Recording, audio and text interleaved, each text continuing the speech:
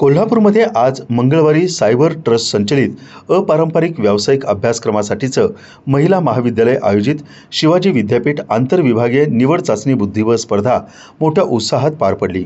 अंतिम फेरीपर्यंत चुरशीचा मुकाबला पाहायला मिळाला। पुरुष गटात शिवाजी विद्यापीठ क्रीडा विभागाचा द्वितीय मानांकित आदित्य सावळकर यानं 5 पैकी 4.5 गुण मिळवत जेतेपद पटकावलं, तर विवेकानंद महाविद्यालयाचा ऋषिकेश कबनूरकर 4 गुणांसह उपविजेता ठरला।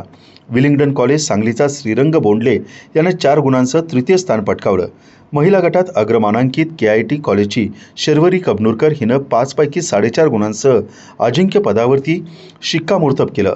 विवेकानंद महाविद्यालयाची सृष्टी कुलकर्णी ही उपविजेती ठरली, तर देशभक्त रत्नप्पा कुंभार कॉलेजची वैष्णवी पाटील तृतीय स्थानी राहिली।